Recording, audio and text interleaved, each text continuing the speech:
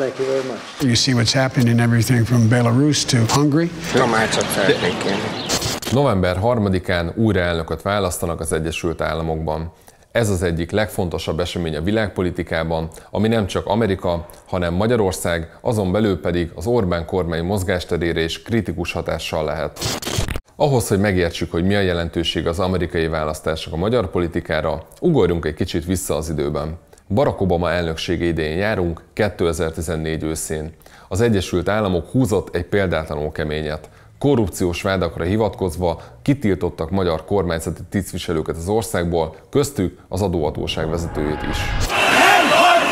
Vida Ildikó távozását több ezer tüntető követelte tegnap este a József Nádor téren. A NAV elnöke azt mondta, ennek ellenére sem fontolgatja a lemondást. Bár Vida később mégis lemondott, André Gutfriend, akkori amerikai ügyvivő szerint a kitiltási ügy nem csupán néhány ember mutizásáról, hanem rendszer szintű problémákról is szólt.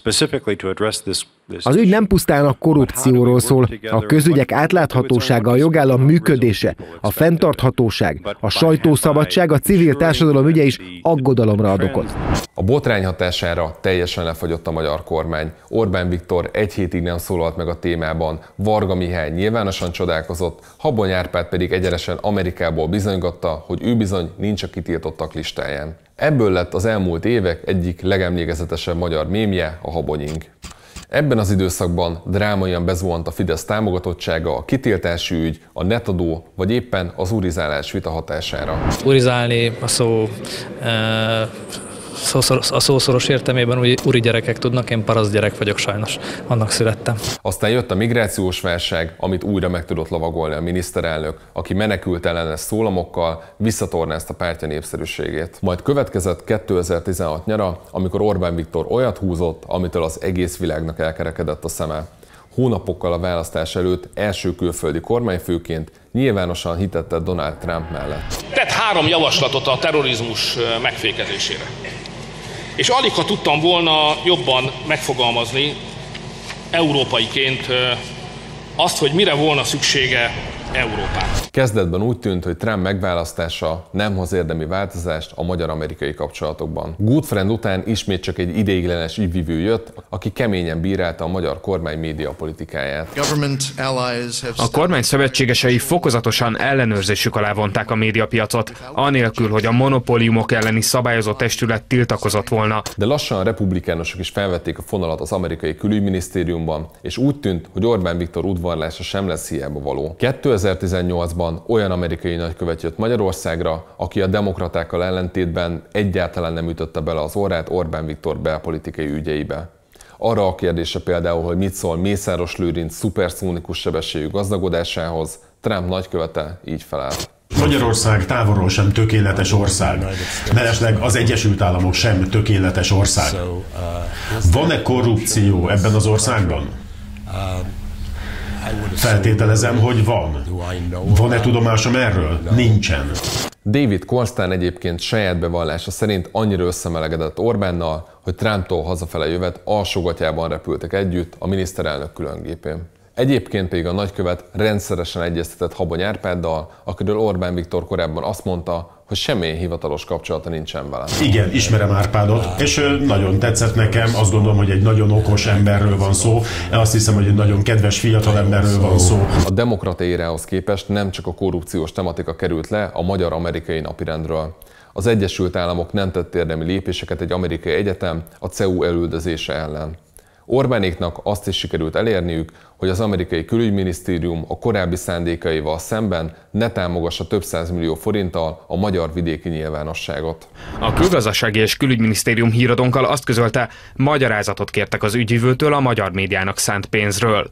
Kérdésünkre azt írták, a lépést a választások előtti politikai beavatkozásnak tekintik. Bár Mike Pompeo amerikai külügyminiszter tette egy villámlátogatást Budapesten, Orbánnak a nagy áttörésig tavaly tavaszig kellett várnia. A térségből utolsóként, de csak kapott egy meghívást a Fehérházba, ahol minden jel szerint nagyon jól megértették egymást Trumpal. We are proud to stand together with the United States on fighting against illegal migration, on terrorism, and to protect and help the Christian communities all around the world.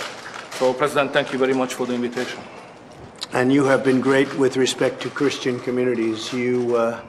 have really put a block up, and we appreciate that very much.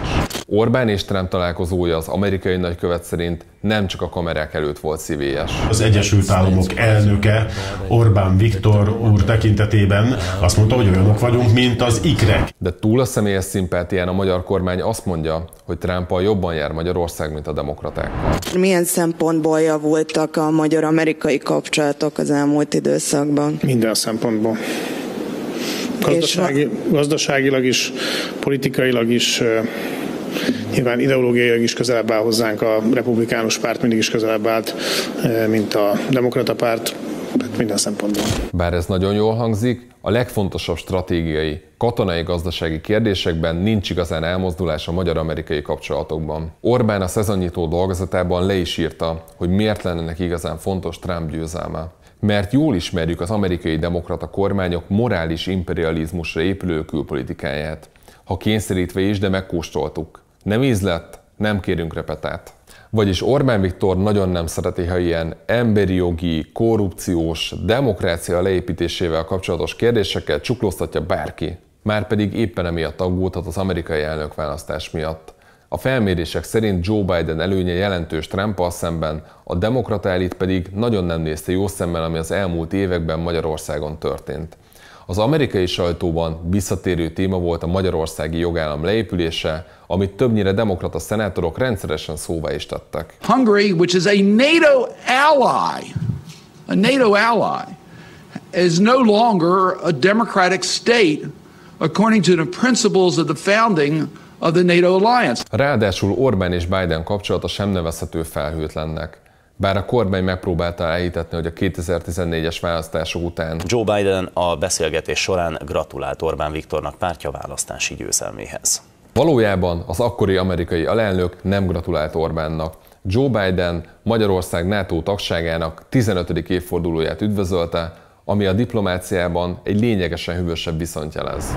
Biden szemében Magyarország megítélése úgy tűnik, hogy tovább romlott. A mostani kampány hajrájában Orbán rendszerét Belarushoz hasonlította. NATO is on the risk of beginning to crack. You see what's happening in everything from Belarus to Poland to Hungary, and the rise of totalitarian regimes in the world, and as well as this president embraces all the thugs in the world. Erre a kijelentésre azonnal lecsapott Szijjártó Péter. Tudják, ő az a politikus, aki nyáron egy kormánypárti milliárdos jachtján nyaralt. Jobb lenne, ha mielőtt Joe Biden újra Közép-Európával kezd foglalkozni, talán választ adna, hogy a fia milyen szerepet játszott azokban a korrupciógyanús folyamatokban, amelyek az ukrajnai energetikai szektorban végbe mentek. Orbán nemrég maga is arról beszélt, hogy nincsen B-terve, mindent feltett Trump újraválasztására. De mi történne, ha mégis Biden nyerne? Túl azon, hogy rossz viszonyba kerülnénk egy szuperhatalommal, gondoljunk bele.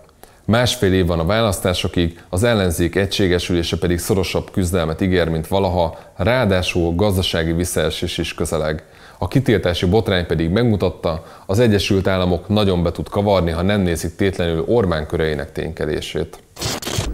Ezen a csatornán olyan minőségi, hiánypótló, exkluzív videókat fogtok látni, amit az egész magyar interneten sehol, úgyhogy iratkozzatok fel!